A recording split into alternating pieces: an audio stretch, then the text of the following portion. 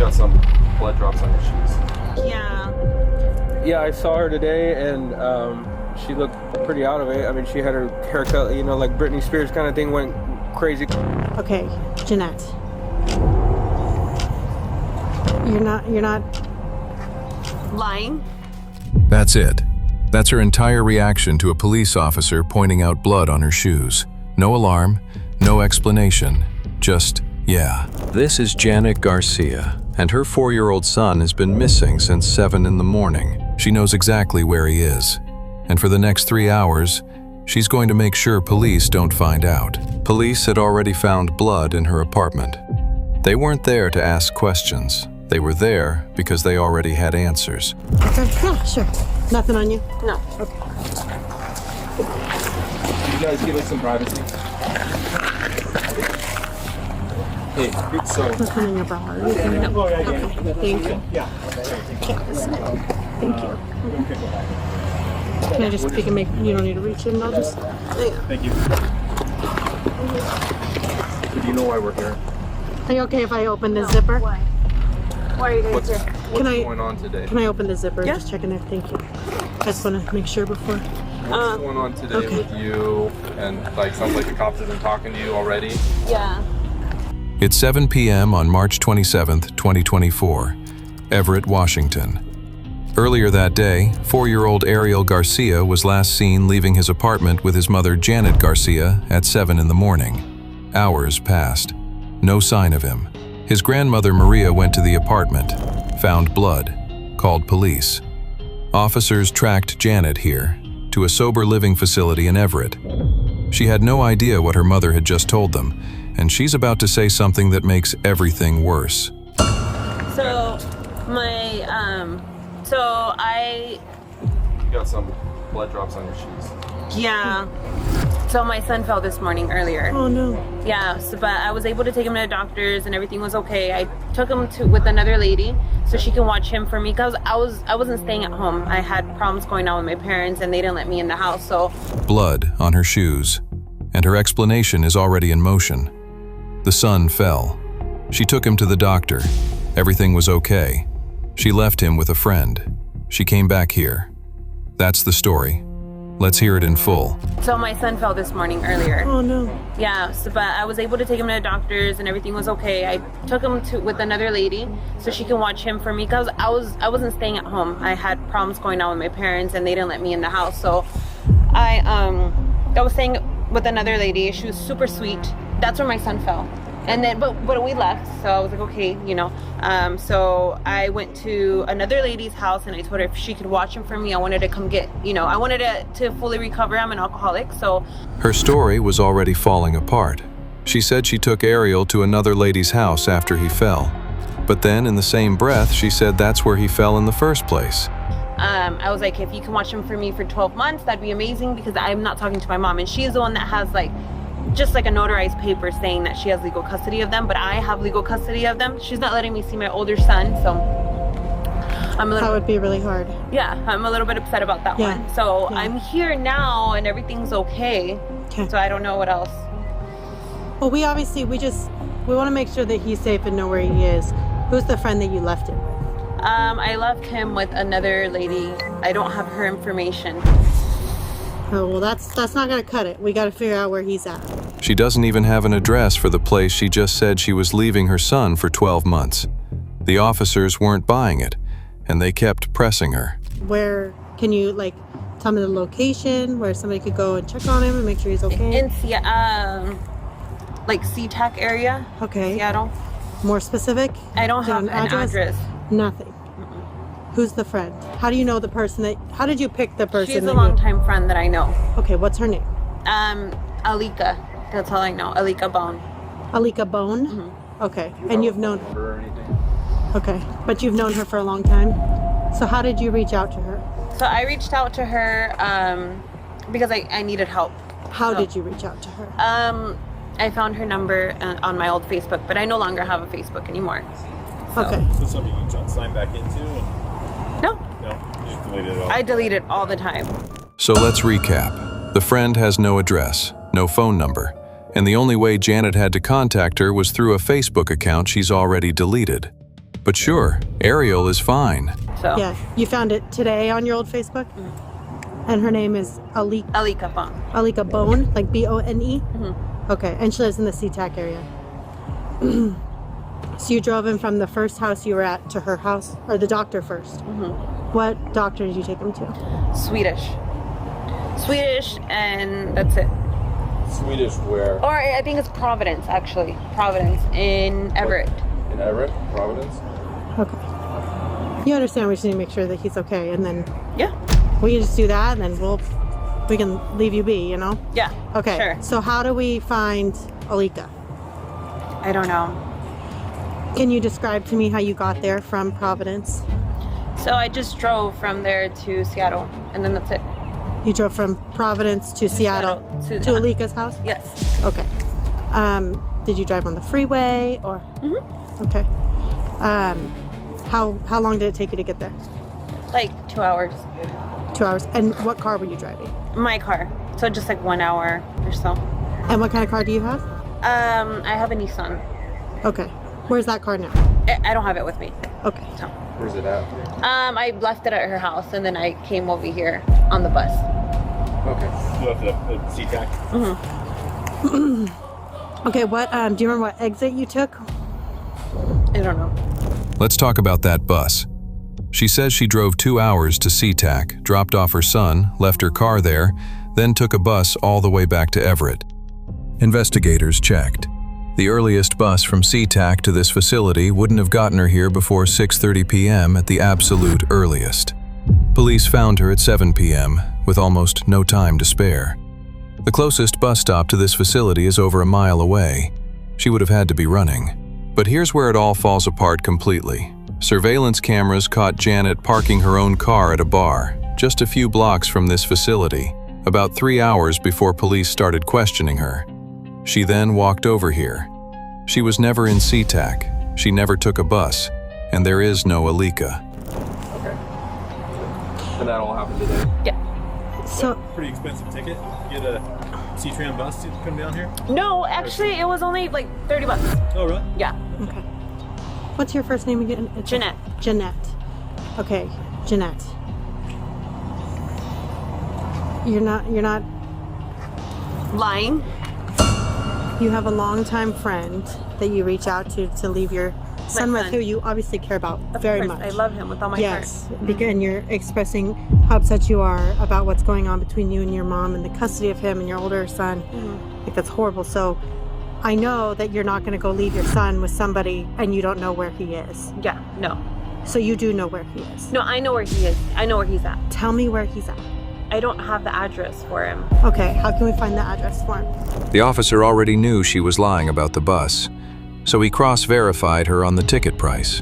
And she's still claiming she has no address for where she left her son. But watch the next clip carefully. She suddenly remembers the address out of nowhere. I don't know. Did you put it in your phone No. to get there?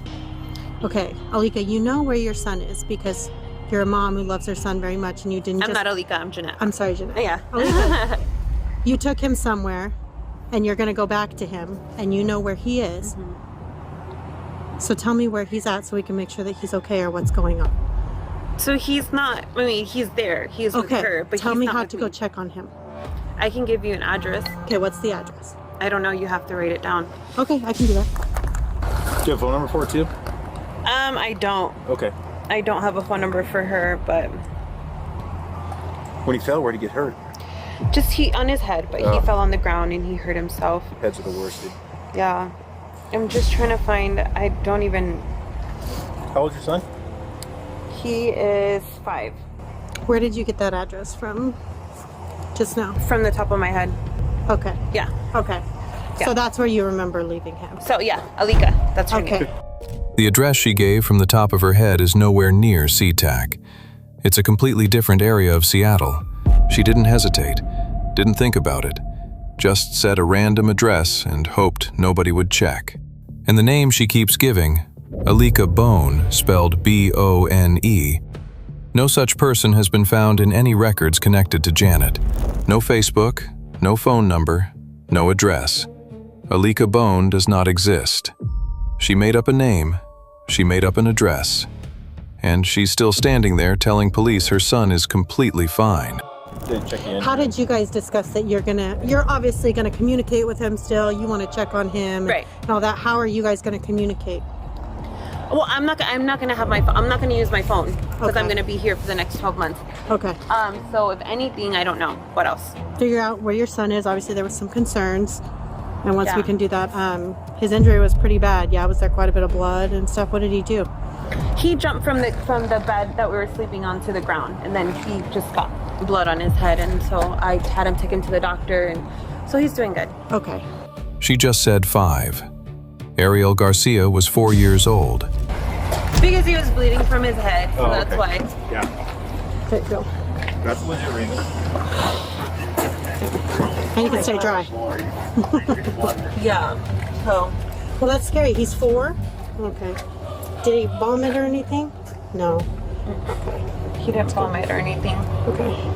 So All right. Well, hang tight for just a minute. The officer says 4. She says, okay. Doesn't correct him. Doesn't react. Earlier, she said 5. Now it's just, okay. Watch what happens when they push her on the hospital story. Did he vomit or anything? No. he didn't vomit or anything. Okay. So All right. Well, hang tight for just a minute.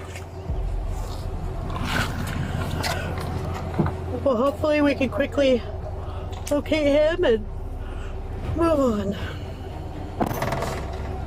on. You said it took you 2 hours to get from Providence to your friend's house. And you left for there about 10 this morning. yeah. Okay. Do you know how long you were at the hospital for? I was only there for a little bit of time. Again, I didn't want to wait, so I was like, let's go. Can you describe to me what that Providence looks like? Do you know what road it's on, or what is? Did you park in the emergency room parking lot, or? Do you know? I don't remember. I don't know. Or was there a parking garage or anything? I don't remember at the top of my head. Okay.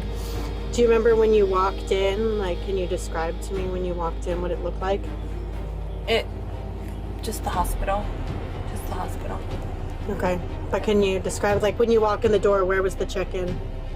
In the front, like I walked in, as soon as I walked in, the front desk was checked in right there, and I said my son had to be seen for something, and then his name and everything.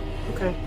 And that's You're it. going like this, so you wrote it down, or was there like a check-in thing? Or? There was a check, all right, but I think they checked me in. No, Okay. Yeah. So you didn't write anything on there. Okay. Have you been there before? No, No, that was your first time. that was my first time. When you checked into the desk, was it just an open desk, or Just an open was desk. it behind a wall, did they have like a glass wall, or? Just an open desk. Okay. Was there a lot of people in there? Yeah. That's why you didn't want to wait, because it was too long. Do you think he needed stitches or anything? No, he's fine. Okay, you didn't remember where his injury was?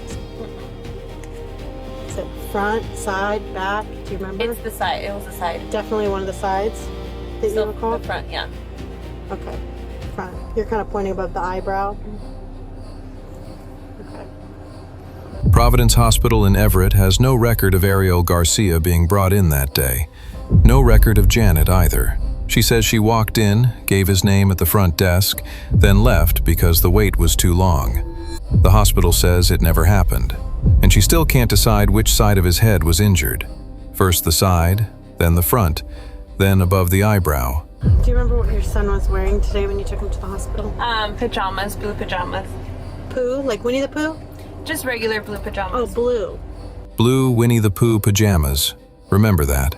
Can I ask who you're messaging with? Yeah, my sister, I was just talking to her about her flying out here, Oh, nice. Where does she live? California. Oh, okay. What part? In Pasadena. Oh, yeah. Yeah, I want to move over there. But it's nice and sunny down there right now. Yeah. It's really good. I might just take her phone. She's got some specks on her shirt. She's got blood on her shoes. She's not really making sense. Her son is missing. She's texting her sister about the weather in Pasadena. And now the officer has noticed something else. Specks on her shirt, blood on her shoes. Something isn't right. They're putting it together. And then Janet says something that confirms everything they're already thinking. If you guys don't like locate my son, what's gonna happen? That's what we're working on at the Yeah. moment. Why do you think they won't be able to locate him? I mean, if you got the address to where he can be. Because, like, I don't know. I'm just saying, if you guys are not able to find him, like, what can happen? What it's looking like right now is that we're gonna need to stay with you until we find him. Because it sounds like you said you know where he is, you know where you left him. Right. So it shouldn't be an issue, right? Should be able to locate him. Okay. A mother who says she knows exactly where her son is, asking what happens if police can't find him. She already knew that the police isn't buying her story. She just wanted to weigh in her options. Officers make their decision. I have another favor though to ask. Yes. Because it's raining and it's cold and I'm shivering. And we're gonna be with you, I think, for a little bit. Are you listening to me? Yeah. We're gonna be with you for a little bit. Would you mind? We have a precinct right up the road. It's comfortable and dry that we can all sit in so we can chat. So we're all out of the rain. Would that be okay? Where is it? It's It's right just down by on- the fairgrounds. Yeah, Okay. just on 179th. Yeah. And then we can give you a ride back and all of that if that's okay. with you. Can I get a coffee from here before we go? We got coffee there. We have coffee. Really? Yeah. Okay. Oh yeah, we got Yeah. coffee. She's going to the police station. Her son is missing, and yet there is no tension, no remorse. Instead, she's asking for a coffee. Police officers also questioned some witnesses at the sober living facility. So yeah, I saw her today, and she looked pretty out of it. I mean, she had her haircut, you know, like Britney Spears kind of thing, went crazy because she used to have like long, big black hair, you know, and told me that her mom was calling because they can't find her son, and her mom went to her house and saw blood. I don't know how dramatic it was, but saw blood. I don't know where, but just saw blood, and they can't find her son. And then she's over here, and my brother, where's your son? He's with my mom, and her mom's calling over here saying he can't find her son. Did she seem like, from the previous Janet that you knew a couple of years ago, was it? Yeah, Compared to today, how was her behavior? drastically different, because she was always bubbly and loud and had this big great laugh, you know, kind of really annoying laugh, and talking to everybody, and she was just kind of with her hands in her pockets and quiet, and just went in and sat down and didn't talk to anybody really. And do you know about what time she showed up today? They said somewhere around like 2 p.m. asking if she was here. Where's your son? And then she said, well, she's with you, with my mom, and her mom's crying and hysterical. No, she's not here. He's not here. Where the heck is he? She arrived at the facility around 2 p.m. She'd been there for 5 hours before police showed up. Quiet, hands in her pockets, didn't talk to anyone. The woman this witness described, bubbly, loud, big laugh, that wasn't the woman in these videos. Something had happened before she walked through that door. The detectives questioned even more witnesses and found more shocking details about Janet. I just said hi to her. Okay. Yeah, she She came didn't and say showed me, anything? no, because she's been here before. Okay. But I mean, like I told the other lady, she left, and we told her mom to find her like actual like a psychiatrist, because her problem is just like it was beyond just drugs and alcohol. Yeah. So. But yeah. today when she got here, you didn't really chat with her, said hi. No. Did you no. see her like talking with anybody really? No, or- I didn't. No, she's kind of hanging by herself. No, yeah, because when we got here, they're watching a movie or a football game, something like that, a soccer game. And so when I came in and started talking to the deputy, I went in and she was just sitting down. She wasn't talking to everybody. Okay. And then shortly after that, that's when they started the meeting. Okay. All right. Cool. You guys can go back in. I'm gonna get them out of here, and Okay. we'll leave. Okay, thank you. Yeah. If you need anything else, just call into dispatch. You can call the deputy that called you earlier. Okay, yeah, if you got anything. Thank you very much. The second witness also described Janet similarly, alone, not talking to anyone. And this, he added something new, that people around her already thought her issues went past drugs and alcohol into something closer to a mental health crisis.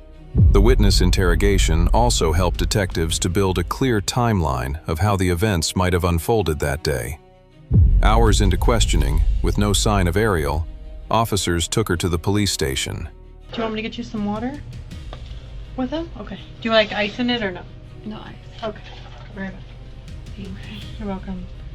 And then any luck finding? We haven't. And then, so I'll let you know that you're going to be going to jail tonight for making false statements, is what we're charging you with, okay? So I'm just wrapping up your paperwork, and then we'll let you like eat and everything, and then we'll take you down there, okay? Okay. Did you get some food? All right. So I think Tanya, Detective Johnson, had told you that you were going to go to jail tonight. Okay. I want to take a picture of your hands because you had said you had hurt your nail or broke your nail or something. So I want to get a good picture. Which one were you talking about? Do you remember? I don't remember. Okay, I'll just take a picture of them. Yeah, hold them. Yep, like that. And then I'm gonna do one at a time too here. Do you have any other injuries on your hands or anything? Okay. She showed no remorse and seemed to be enjoying her food as detectives told her she was about to be detained. Earlier, Janet had told police herself that she'd hurt or broken a nail. Now, before booking her in, officers stopped to photograph it. Could this have happened while she was doing the unthinkable to her own child? I'm gonna just search you real quick, okay? So go ahead and turn around, face the door for me. Spread your legs for me. Nothing else in your pockets or anything? Okay. That night, Janet was only charged with making false statements to police. She was still behind bars the next day when the investigators made a discovery no one wanted. The next morning, on March 28, 2024, investigators found Ariel Garcia on the side of Interstate 5. He was wrapped in a Christmas blanket. The location was roughly halfway between Janet's apartment and this facility. He was 4 years old. The autopsy found he had been stabbed up to 41 times. He had defensive wounds, meaning he fought back. Well, troubling details, Eric. In an already tragic case, an autopsy report found that Ariel Garcia had up to 41 stab wounds on his body, including defensive marks on his hands and arms. Police say Janet Garcia attacked her son, but today Garcia's attorney raised questions about the police investigation and who else may be involved. Janet Garcia was charged with first-degree murder, second-degree murder, and assault of a child. Bail was set at $3 million. She pleaded not guilty. The number of stab wounds here indicate that this occurred in a prolonged period of time. As a result, prosecutors said Ariel's death was premeditated, something that brought Janet to tears. I don't agree with the premeditated.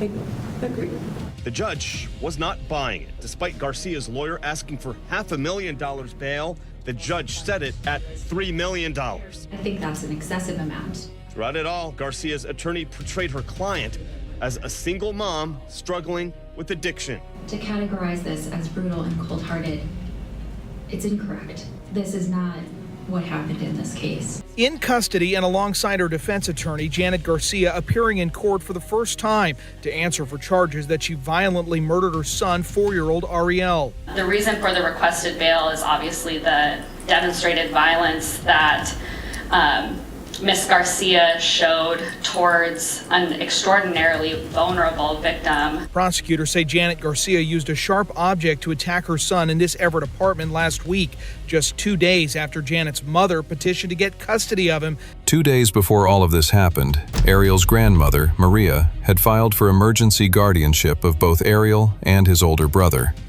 The court had granted it the day before this footage was recorded. A hearing was scheduled for March 29th. 2 days after Janet sat in that parking lot asking an officer for coffee. Prosecutors say Janet has changed her story multiple times about what happened here, including a claim that Ariel was injured in a fall. Everett police say the evidence shows a violent murder by a mother who attacked her vulnerable son. The court commissioner agreed there is probable cause that Janet Garcia murdered her son and kept bail at $5 million. The court does believe that there is a substantial likelihood that a crime of violence will occur in the future. Here is how the events unfolded that day. Early morning, March 27th, Janet stabs Ariel inside their apartment on Vesper Drive in Everett. The attack, according to prosecutors, happened over a prolonged period of time. She then loads his body into her car and drives south. At 1:42 in the afternoon, surveillance cameras catch her Nissan stopped near Joint Base Lewis McChord, about an hour south of Everett. She gets out, pulls something wrapped in white from the trunk, walks into the trees, comes back empty-handed. She keeps driving. She crosses into Clark County, checks herself into a rehab center in Ridgefield, and that's where police find her later that evening. Meanwhile, back in Everett, Ariel's grandmother arrives at the apartment to deliver the guardianship papers. She finds blood on the carpet, a child-sized handprint on the wall. No Ariel, no Janet. And at 5:55 that evening, police are notified that a child's body has been found on the side of Interstate 5 in Pierce County, wrapped in a blanket. The case is still moving through the courts. Ariel Garcia deserved to grow up,